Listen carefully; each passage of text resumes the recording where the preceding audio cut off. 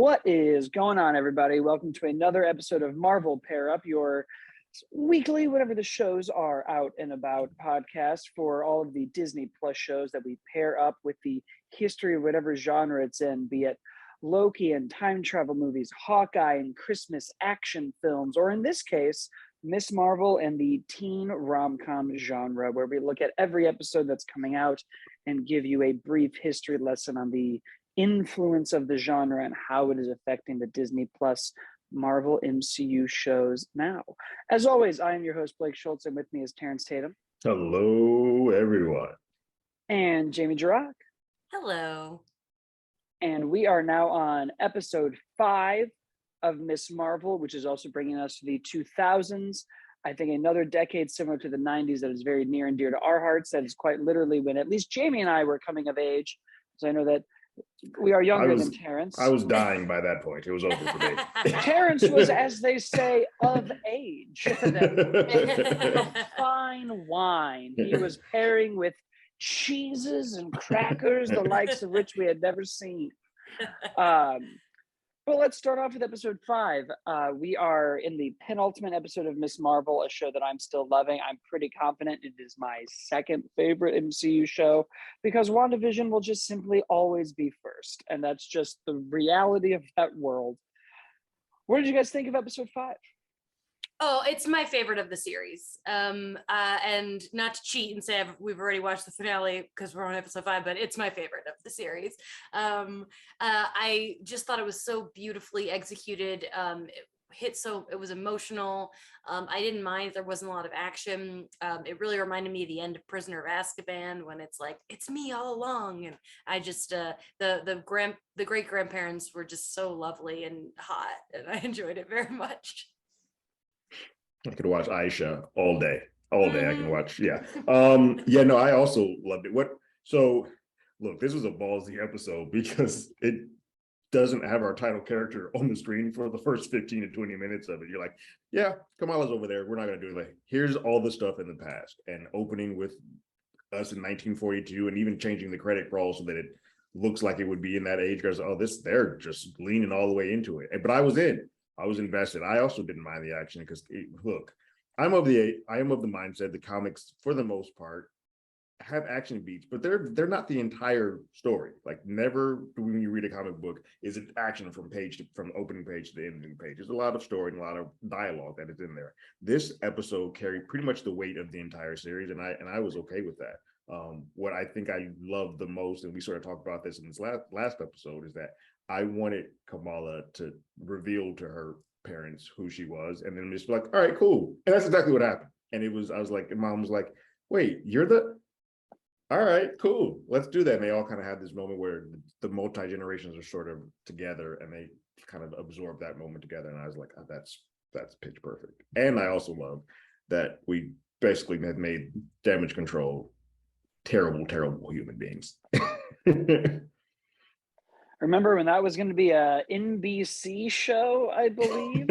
Yes. There was some... Yeah. Yeah, that was going to be a show, but I think for a minute was going to be an office comedy in the MCU. Correct. Back in the Agents of S.H.I.E.L.D. days, Mm-hmm. that was one of the shows that never would be. And then I think DC did something they similar. They beat them to the punch. They had like 4 episodes. I think Tudyk might have been on that show. Yeah, Danny Pudi was on it. Yeah, but it didn't. And it was like Bruce Wayne's cousin was heading. Oh, it was awful. It was so bad.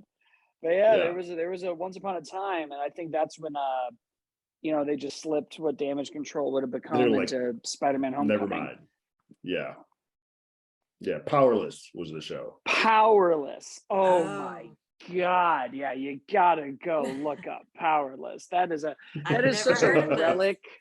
Powerless is such a relic of like right after the first Avengers, before Age of Ultron. The Flash and Arrow were big, and just any possible comic book idea they could put on any single network was like, do it. Who cares if it's a thing? Bruce Wayne's wacky cousin, who doesn't know Bruce Wayne is Batman, is going to start an insurance like tech company for superheroes, and it's going to be amazing. And we're going to beat Marvel, who has Damage Control, a comic book that exists, into their.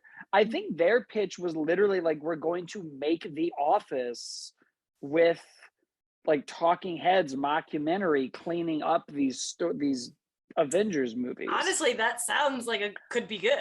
And the cast was stacked. It was Tudyk, like the Powerless one had Vanessa Hudgens as the lead. It was Alan Tudyk. It had Ron Funches, the voice of King Shark. Like it was just a stack, but nobody. It was terrible. Yeah, now I'm like, I just very quickly pulled it up, and it was very much Damage Control, at least, was a planned American television series. It was specifically the construction company that they were going to follow. Yeah, that was going to be on ABC. Who kept having to go to places after the Avengers destroyed everything, and they were the ones in charge of repairing the area to fix it back up. Yeah, I would watch that. So basically, I'm sure that they just took half that pilot and put it in Spider-Man: Homecoming. Yeah, because here was the synopsis of the first episode was.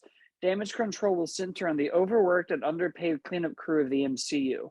Their specialty is dealing with the aftermath of the unique fallout from every superhero conflict, from returning lost ray guns to rightful owners to rescheduling wedding venues after it's been vaporized. That is amazing.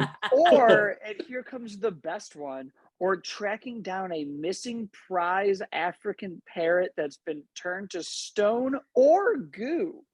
Sometimes the most important heroes are the ones behind the scenes. Production was started in October 25th, 2015. A pilot for half-hour single-camera comedy based on this production, with Ben Carlin being hired as the showrunner, writer, and EP. On January 11, 2016, ABC President Paul Lee announced that the series was intended to premiere as early 2016. And we just simply never heard from it again. It just went there away. Was no word of cancellation. There was nothing. Well, I think they saw what happened to Powerless, and they're like, well, we're going to go this way. Never mind. Theirs would have been better, but clearly that's where Homecoming was going. And clearly that's sort of where we are now. All of this to say, I loved the episode. I like seeing more Damage Control. I'm loving bringing in people from No Way Home. I like this almost weird. It's like we talked about in the first episode where I was like, who's sort of funding things like Avengers Con? Is there a Vought International in the MCU that we don't know about? Is there a new S.H.I.E.L.D. that isn't S.H.I.E.L.D.? Is Damage Control sort of becoming this place, and like half of them are going to be good and half of them are going to be like, well, we got to go round all these people up, because I'm into that whole conflict of an idea, because I quite like where it ends up going in the show. But I agree, this was the most emotional one. I loved the time travel stuff. I loved it was me, I can do circles and not stars.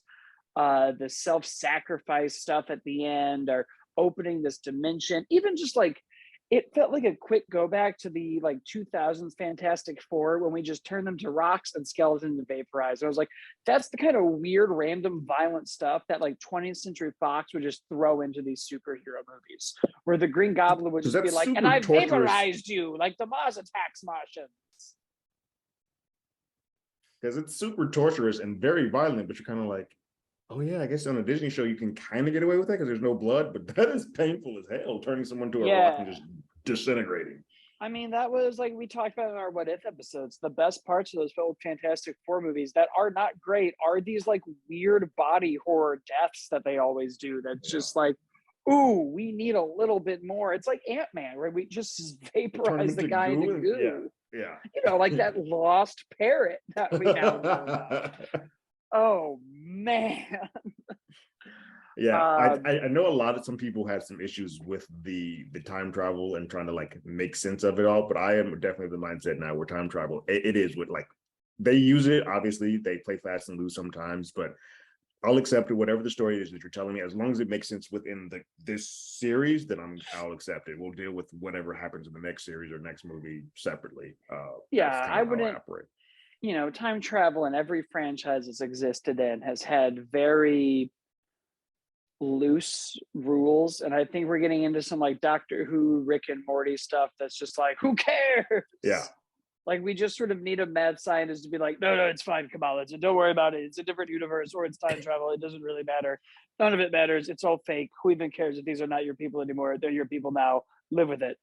Like we just need a Doc Brown in this universe to come in and be like, you're not thinking fourth dimensionally, Ant-Man. If you go back in time and take that crystal, you'll create a tangential universe. But in the end of the day, I'm God, and here's my giant Western train and my children. Nothing matters, Marty. Nothing. But I love. I'm very just in on this show. I like Kamala's journey, all the side characters. I do still feel like we said last episode, it's a little sanitized. I don't feel like we're really pushing some of the relationships as far as we could. Everyone sort of like keeps coming out okay. And I'm like, that's a very MCU thing to do. I also feel it's a very big thing that a lot of like starting off stories tend to do. Like they're like, all right, let's put all the characters on the world. We won't put them in major turmoil or peril yet, but we will get there. Because I definitely don't feel like, because she is so young, I don't feel like, even I know she's showing up in the Marvels, but I don't think this is going to be a one-off season for. This was one of the few that I think said season finale, where I think WandaVision and Hawkeye and other ones have said series finale. Right. Yeah. So I definitely think that we're going to live here. And I think this is just where we're going to be for a while. And I love it because we also just keep getting so many like Sam Raimi Spider-Man vibes. Like I feel like whenever she like helps somebody, there's just this like, oh, that could have been webs and it would have been this. And it's it's so good. I just love it. And that brings us ironically, gracefully into the 2000s when Spider-Man was on the rise. So we're in it now. The Y2K has happened. The computers didn't restart. Everything was fine. All of those, we all bought the weird gateway computers with cows on the side and changed our AOL passwords for nothing. We did. It was a time where we were flinging demo discs for PS1s down halls at school. And in the middle of it, a genre was slowly dying. The rom-com. This is often the decade that people attribute not just the teen comedy, but to the rom-com too. And I think this is going to be a very unique time to talk about teen comedies, because to really talk about what happened to it, we have to zoom out into not just the rom-com genre, but the comedy genre. And once again, the broader scope of movies and what was happening. Because as we talked about in our 90s episode and our 80s one, technology and the way we consumed movies and where we consumed movies dictated the movies that we would create. In the 2000s, like it or not, culminated in The Dark Knight, Iron Man, and Avatar. That's where we were going. This was, we talked about it in What If. We had figured out X-Men. We had figured out Spider-Man. We had figured out Blade. Batman was getting rebooted. Superman was getting rebooted. All the tentpole franchise and the IP was becoming king because we could do things with technology that we couldn't before. And as a result, we started seeing the cracks in the romantic comedies, and it wasn't doing anything to change or evolve the genre at the time. As much as I love it, and I love the three movies we're about to talk about, which I think are examples to this rule, but that was a time where we sort of started going, yeah, no, we got it. They're going to have a fight in the third act. They're going to argue in the college dorm, and then they're going to get back together. And then some pop song is going to play, and there's going to be some like sway, sway, and they're going to kiss, and it's all going to be fine. We got it. But also, to what Terrence's point was in our last episode, American Pie ushered in the R-rated comedy in a way we hadn't seen before. And the 2000s, the rom-coms went away for the Wedding Crashers and the 40-Year-Old Virgins and the wave of Apatow movies and Superbad and Anchorman, and Austin Powers was finishing its third movie, and we were getting bigger and riskier. And I think as we got riskier and more sex positive, we got away from the teen stories, because an R-rated story will come with more R-rated themes. But there were three movies, one of which we're going to bring up last, which I think was the final nail in the coffin for a while for this franchise are Bring It On, which I think we're going to start with because it's the one I know the least about. Mean Girls, because I will just rant about it, and then Not Another Teen Movie. All three are great. Guys, let's go. What do y'all think about the 2000s teen comedy era and these three movies? Jamie, I know you have brought us the entire list of all of these. Because this is when, like you said, this was kind of our time to shine. We were becoming teenagers, and Bring It On is all time. It is the only one I was able to rewatch this week of our three because Tony had never seen it, and it's directed by Peyton Reed, who directed Ant-Man. That's a full circle. yeah. So I was like, we got to check it out, and I have to say, Tony liked it. I was surprised. He really liked it because it's a really good movie. The themes are really good. The messages are good. The way that every step of the way, you're not rooting for them, but you're also totally understanding that the people of color are the ones who deserve to shine in the cause. And I love the scene so much where Kirsten tries to give Gabrielle Union a check and she rips it up because it's like, no, you're not going to be the white savior of this movie.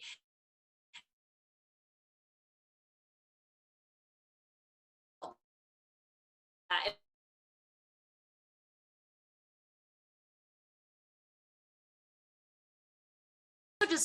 love Eliza Dushku. Watching it as an adult, I'm like, man, Eliza was giving me feelings I did not understand as a child for sure.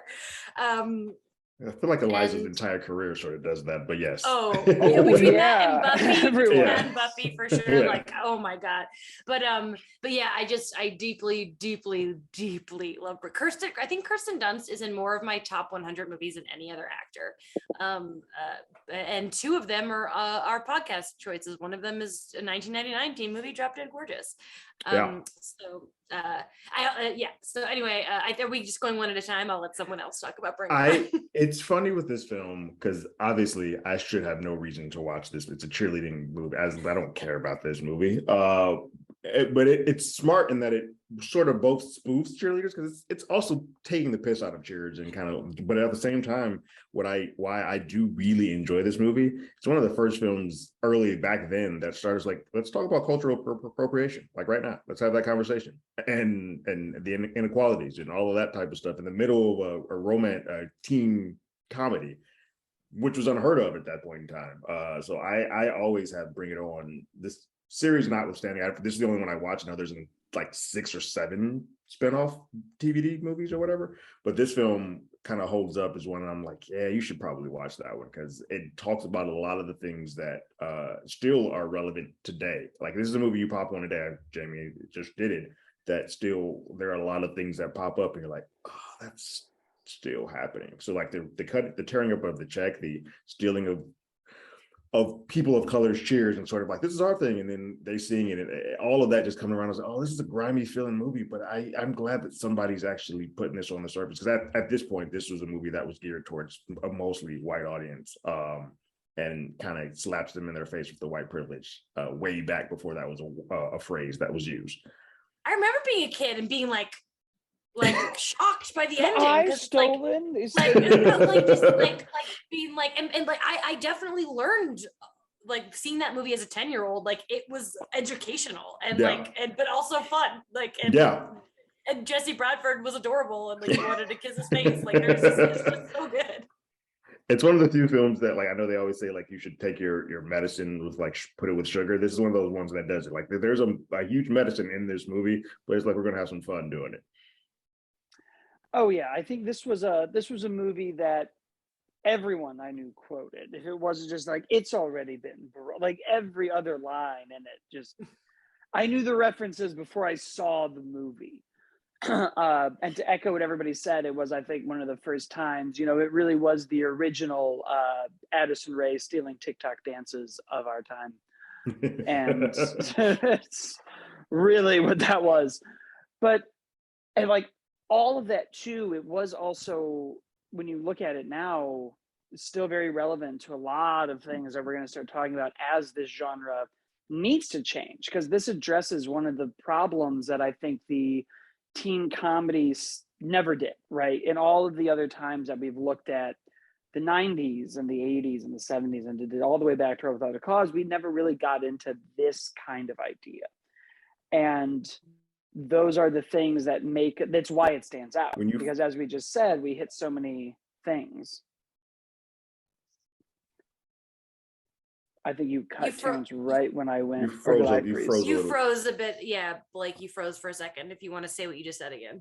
Damn it. I said, well, it's interesting that this was the thing that where so many people were like, well, the 2000s, it kind of died because we were doing the same ideas. This was a movie that brought in an idea that ultimately recently has been like, oh, it helped. We did more inclusion and we dealt with more diversity and we dealt with these things. And that's where the coming of age stories missed. We had seen the journalist meet the girl who was pretending to be a high schooler to do the never been kissed situation. Like we had seen it 1,000 times by this point. And this was one that was like, it took a competitive part of the coming of age story we hadn't seen with cheerleading and then baked in a theme of inequality and appropriation that we hadn't really dealt with. Yeah, I mean, all of the coming of age, I don't think there's anybody, none of them have a character of ethnicity outside of white that we've dealt with before this. That's sort of just been how that was. And it's not until this decade that we're dealing with. And then obviously when we get into the next one, it definitely starts changing up with both ethnicity and sexual orientation and all that good stuff. Because I think we'll talk about it, that is sort of what brings it back around, is that like, oh yeah, we can't keep talking about the same people all the damn time, because that is what sort of got old quickly. As the audiences changed, they didn't change the movies or the leads. John Hughes did such a good job of defining growing up in the North Shore of Illinois, where I am currently back at, that we apparently never left it until much, much later. It took us also 30 years. Even just like thinking of Gabrielle Union getting this really cool character with agency after in 1999, she appeared in multiple movies as like the black friend. Yeah. And like, sometimes that was what the character's name was. It was like black girlfriend or So it's like, that's also cool to see her progression. And like, I would have watched a movie that was just the Clovers as well. Like, Yeah. Oh yeah. Because she's in both. She's all that and 10 Things I Hate About You, but she's the black girl in the back. Yeah. Mm-hmm. No, and then to Terrence's point, it did the exact thing American Pie did, where we just kept making these in perpetuity forever. There's another one of these coming. I looked it up just to kind of, there's like 2022. I'm like, that can't be right. I'm like, no, it is. There's another, bring it on. No, here it comes. I have never seen a single sequel or follow-up. I have not watched any of them. I know there's some pretty famous people, like Beyonce's sister's in one of them. Solange's in one of them. Oh, I didn't know that. Yeah. Crap, I can't remember. There's another. Christina Milian is in one of them. Like I know there's like some famous people in like the first couple of it, but after that, I'm like, whatever. They keep making these. Oh yeah, there's some things that apparently just won't go away, even though I'm amazed that they're still making money. Superhero movies, I'm like, yeah, sure, that's never going to stop. But when they're like, we have a new American Pie movie on Netflix, I'm like, we do? Someone, I don't know. Like, who keeps seeing this? Ironically, another one that somehow we didn't get endless sequels to is the next movie that I think, at least where I grew up, defined the decade, was Mean Girls, which was, I mean, huge. This was easily, I think, one of Lindsay Lohan's most prominent, biggest roles. We are back in the North Shore. We are pretending that we are at Old Orchard. And if you're growing up at the time, they were filming a movie at Old Orchard Mall, which is now a Westfield and is in Skokie, Illinois, and is an outdoor mall where it is outside and you cannot see walls because of the outdoors nature of the place. And there was a movie filming right before this movie came out. And we kept being like, has to be Mean Girls. And then Mean Girls came out and I saw it at Old Orchard Mall. And they were like, meanwhile, at Old Orchard Mall, and they cut to some indoor LA bullshit. He's really hung up on this. And our really whole theater just groaned. We were all, we were home. This was us. It was our time to shine. I would like to point out that we are talking about Mean Girls before Not Another Teen Movie, but Mean Girls did come out after Not Another Teen Movie. Yes, and, but it makes sense. But I do want to say that like it really was the like it felt like the resurgence, but also the end. And part of me thinks because it's like we also had Superbad, but Superbad, like you said, was that like the party R-rated, rated R, different thing. But Mean Girls, but Mean Girls was just like the tops. I mean, it's one of the funniest, best movies ever made. It doesn't matter that it's a teen movie. That's just like a sub part of it. Like, it's about teens, but it's also just so well written. You love the characters. I mean, to this day, every year on October 3rd, we watch this movie because of one throwaway line. Like, the movie has nothing to do with October. Just one second in the movie, Lindsay Lohan asks the date, and now every October 3rd we celebrate Mean Girls. That's pretty intense. And there's at least one person every week on Twitter who's like, it's Wednesday and we're wearing pink. Yeah. I mean, like, it just permeated through us. And I think you're right, Jamie. It's the sharp writing, it's the sharp characters, but it's also this weird combination of, like, it all comes back to the Breakfast Club. We've defined these archetypes, and it's less about defining them and more about like infiltrating them. And I think there is a very relatable piece in high school, in corporate culture, in adulthood, wherever you are, to see a group of people and be like, I'm going to figure out how to be like them. And there's always the risk of like, and by doing that, I'm going to kill myself figuratively and lose these pieces and become this mean girl. Like, it is a very just always ever present thing. And I think that archetype is now what you see in the he's the Addison Rae. This is the second time I'm mentioning Addison Rae on a podcast. Her He's the Man remake very much has a Mean Girls ending where we started breaking up that crown in like every other movie after this. I feel like that became the scene that I kept being like, okay, now they're going to get up and they're going to break it together and be like, and we're all this. And there was so much in that movie of like, everyone shut the fuck up and calm down. Everyone's going through the same thing. You're all the same. Please be quiet.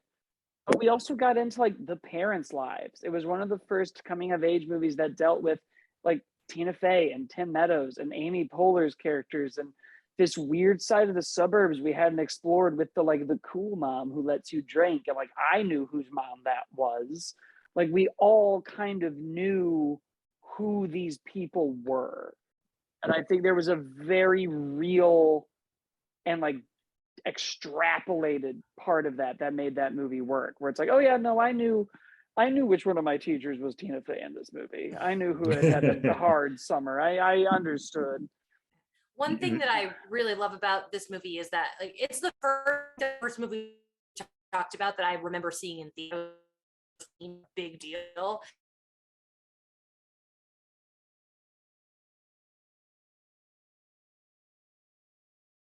Like, but we're for those, but that's not the point. The point that I'm trying to make is being a teenager when this movie came out, I to this day say that the 2000s fashion, the early to mid 2000s fashion, is the worst time of fashion in the history of fashion. And this movie really like encompasses it, like this, like in a way that you know, we don't like, kind of like how Clueless was the 90s fashion, but it holds up like the 2000s. So I feel like 2000s fashion is starting to creep back, and it's like, no, please don't let this happen again. I don't want this. Oh, we're all gonna be going to Claire's rhinestones to get our ears pierced soon. Like floofy.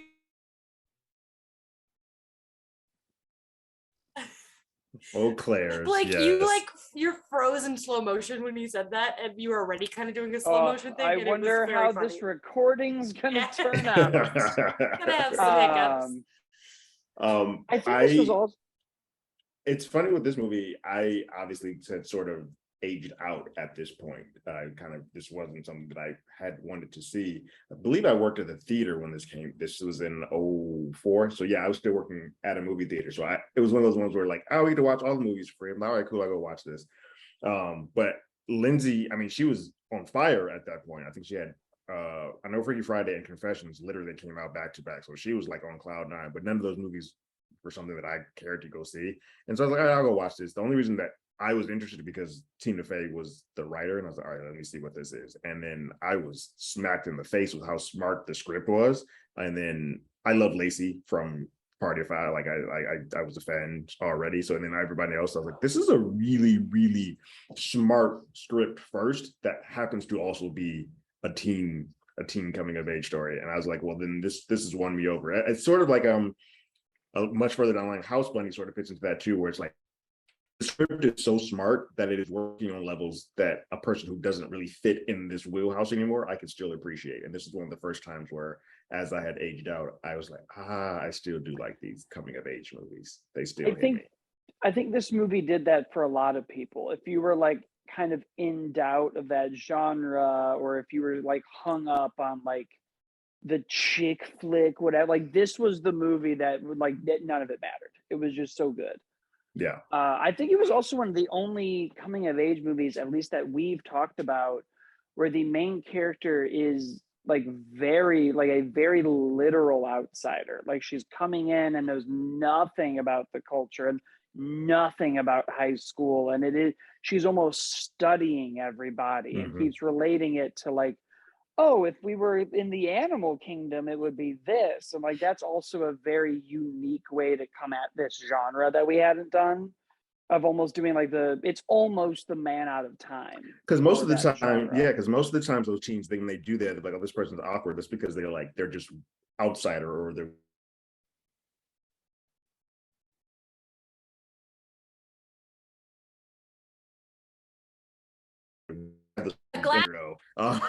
but it's those small things where this person has been in another country away from other people for so long that they have no way to interact, and that was sort of the jarring thing, like they literally are completely a fish out of water, and that is what sort of helps this bridge a little bit more too, and it creates a lot more funnier moments because you then are allowed to, as an audience member who's been in the world, you're like, yeah, that is a pretty dumb way or a wild way or a crazy way to think of how that situation is, if you look at it from an outsider's view.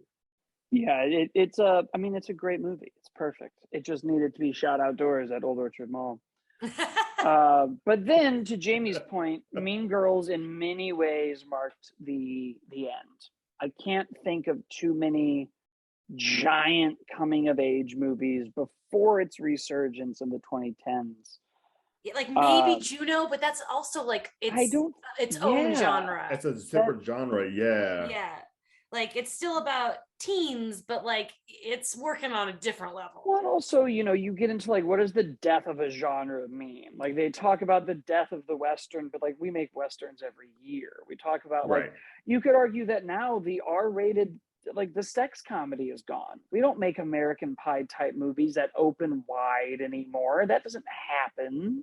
No. You could argue that like the original slasher movie of Halloween is gone, but like they come back, but they're more meta, but you have this. I think what happened a lot too is that like the genres, the coming of age stuff still existed. It just started switching genres. Like it stopped being comedies necessarily. It was like, all right, well now 13 is in there, or Sisterhood of the Traveling Pants pops in there, where you're like, those aren't quite comedies, but there still are coming of age stories. They're just doing it now in a different genre. And they weren't like the box office driver. I think Sisterhood's great.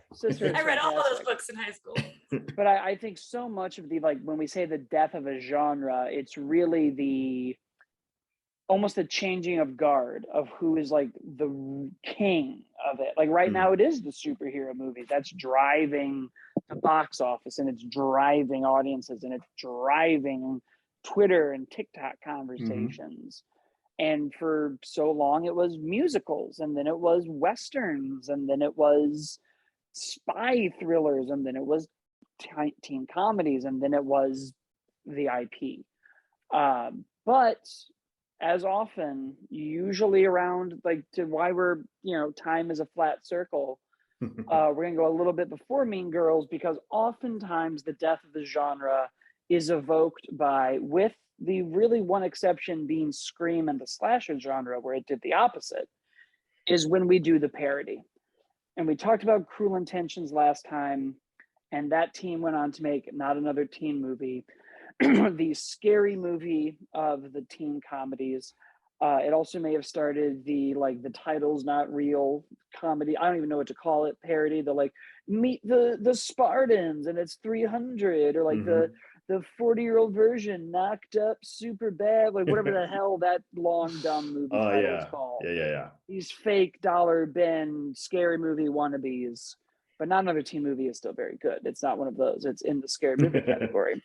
But this goes back to what they said about the Westerns, where they were like, after Blazing Saddles, nobody could take a Western seriously. We started seeing the math of the genre. And the Cruel Intentions writers, after Cruel Intentions, were like, we want people to see the math.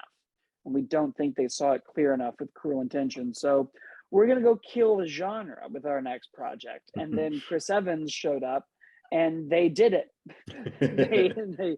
they gave us this. I think this is really the first like big parody that we're talking about on the show, which I think is also why it should be last today, because this is taking every single thing that we've talked about: Cruel Intentions, The Breakfast Club, Rebel Without a Cause, Clueless, not Mean Girls because it was after, and just But Can't Hardly Wait's in there. 10 Things I Hate About You. Can't Hardly Wait. 10 Things I Hate About You. They took their own movie, Cruel Intentions. Yeah. I mean, I love the musical number, and I also know all the words to that. And my favorite, one of the best lines is, "Who cares if we have the same mother? Tonight, I'm gonna fuck my brother." it's so funny. Like that movie, like they don't make shit like that anymore because it's gross, right? And like, so over the top. And it's funny that like for 10 years, that's how I knew Chris Evans, was that movie. Mm-hmm. Because I didn't see the Fantastic Four movies until we watched them for our podcast. So Chris Evans was Jake from None Other Teen Movie to me for a very long time, and it took me a while to adjust to him being Captain America. Yeah, it's interesting because those movies they're like the scary movies and Not Another Teen Movie and the movie genre. They're very like few and far between, and when they're good, they're like Scream, Blazing Saddles, this, and even the first two. I would even say the third. I like the third scary movie. All of them are also like very smart. They sort of have their finger on why those genres worked. Where things like superhero movie are just like put them in a suit and make them do kooky things. But like to Jamie, to your point, bringing up that Cruel Intention scene is like, yeah, we're just gonna hold the mirror to how like kind of fucking weird that movie is, and how like we're just gonna call it out. Even like Walk Hard for like those biopic movies was just sort of like, yeah, and here's the scene where the guy's on the road. Like my favorite line in that is like, well, look, Brant, it's ridiculous to think that I'm going to be here for every kid's birthday. It's ridiculous. I'm going to miss some births. It's that simple.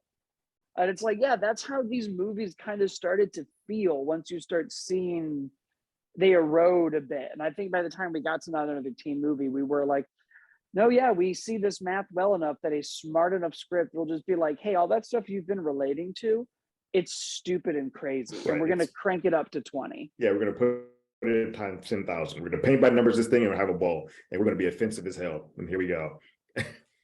I think I was obsessed with this movie when I was younger. I mean, I've seen this movie probably in the triple digits amount of times. And part of that is because how much I deeply love teen movies.